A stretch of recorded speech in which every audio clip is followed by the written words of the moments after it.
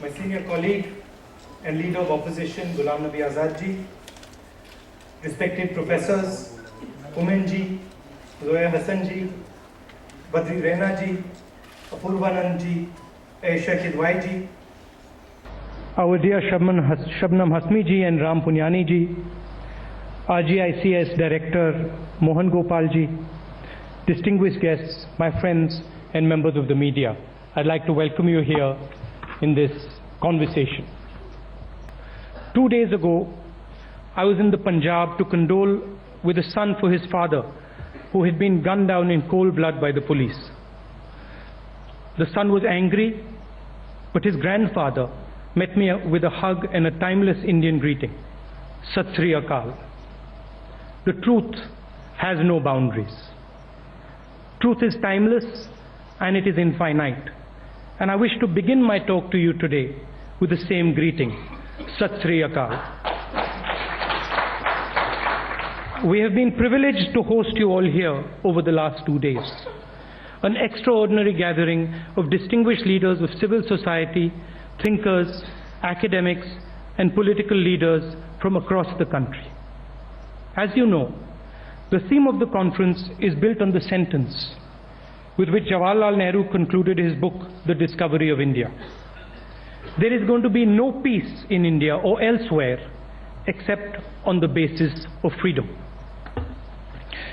His knowledge that there is never going to be peace without freedom, or freedom without peace, had been carved into Nehruji's heart and mind by the iron bars of the prison cell from which he had emerged after 1,041 days of imprisonment, his 9th and longest jail sentence.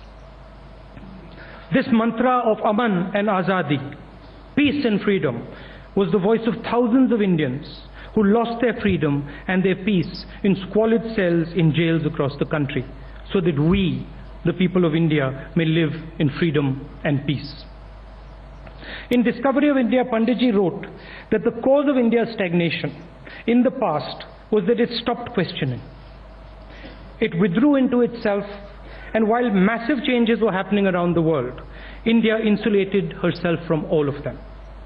That is why, throughout his life, he continuously questioned his own beliefs. He never stopped asking the question, why? The second thing I want to say about Panditji is that he was a deeply tolerant man. He saw strength in the fact that everybody had a different background and a different story.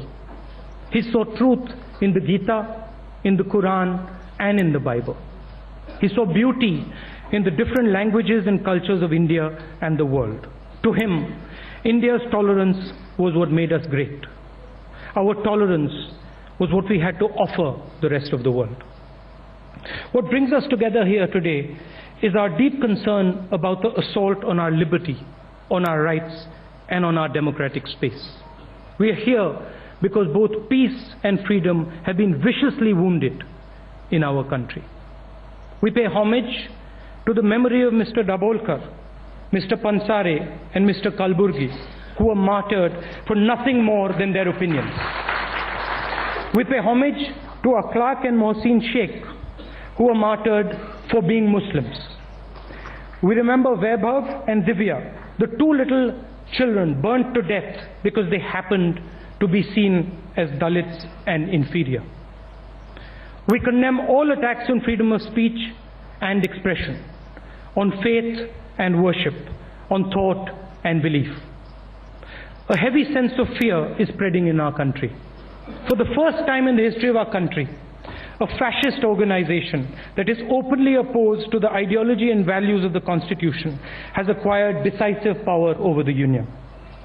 The stated purpose of the RSS is to establish a theocratic, autocratic state in India. To achieve this goal, it has to destroy the current liberal, progressive, secular, social democratic republic. Nothing else, nothing less than that is going to allow them to achieve their goal. And as they have demonstrated in the last 18 months, they are prepared to use the very power of the state, the power of the republic, to destroy it. This is an unprecedented challenge and crisis facing all Indians. We have come together to defend our freedom and our rights. We have come here to fight for the idea of India as a sovereign, secular, socialist, democratic republic.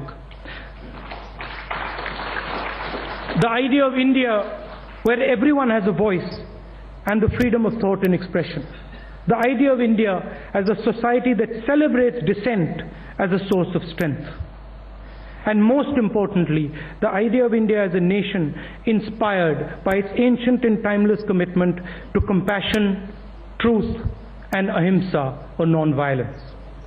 Nehru's idea was that each Indian, no matter how poor or weak, understands the universe around him. And that knowledge comes through practice and experience. It is not a gift handed down from above. Nobody can claim a monopoly on truth. Each Indian has his and her own unique perspective that informs and adds to India's understanding of the world. Knowledge is not static. It is dynamic, and it has to be constantly tested and questioned again and again, and by everybody. When the RSS and BJP deny this, they're not just being intolerant. They're disrespecting the power and agency of every single Indian person. They're disrespecting and denying the Indian people their dignity. And we for one, all of us in this room, will never allow the Indian people to be disrespected. Not by anybody or anything. With what face does the BJP ban people without a certain education qualification from fighting panchayat elections in some of their states? With what nerve does the BJP place incompetent ideologues at the head of hallowed institutions? Why must all of India be subjected to the hateful mediocrity of Mohan Bhagwat on national television? It was precisely this kind of thinking that only some people have a monopoly on truth, on knowledge, that was used to enslave India, and it is this false monopoly on truth that Nehru fought all his life. This country belongs to everyone. This country belongs to any well-wisher who comes into contact with it.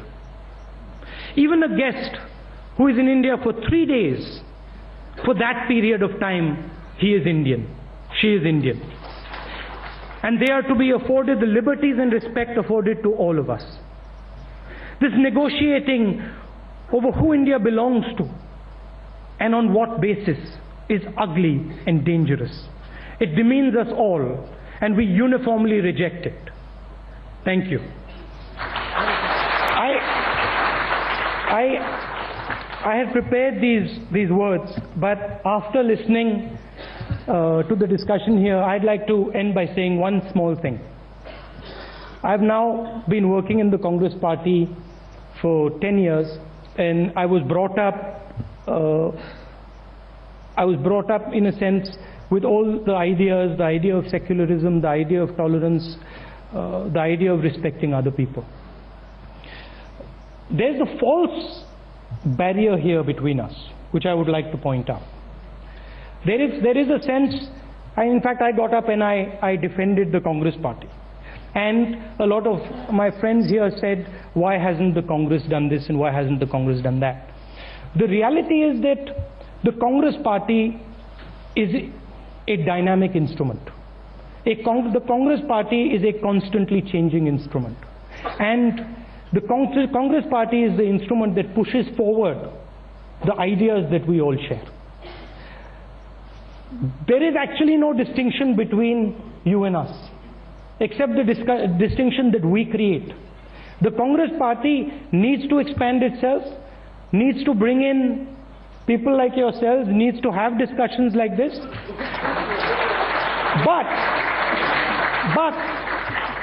But you also have to look towards the Congress party and realize that the Congress party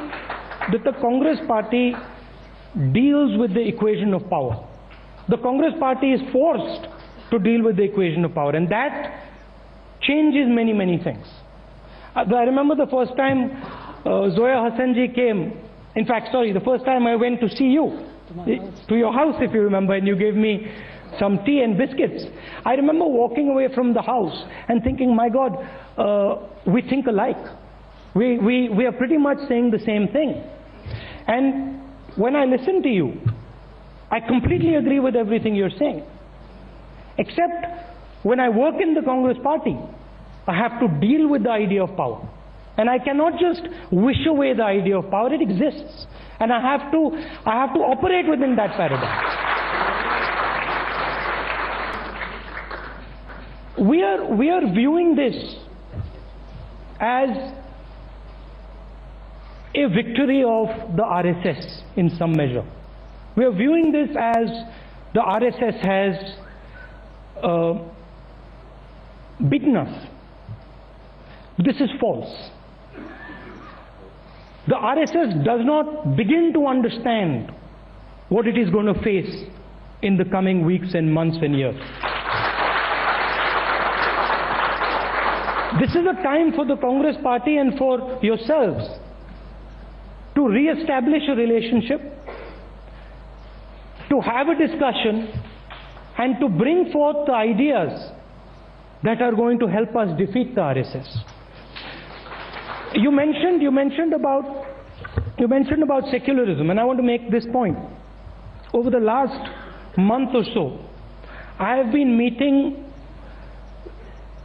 Congress party leaders of all levels, from the highest level to our workers, and I've met many of them in structured meetings. Secularism is in the blood of the Congress party. It simply cannot be removed. So there is respect for everybody in this country. Belief in allowing everybody to do what they want, believe in what they want. This is the DNA of our organization. And we just have to reinvigorate that. And you will see that the Congress organization and the Congress idea which you represent will not just defeat, but smash the RSS and the BJP. Thank you.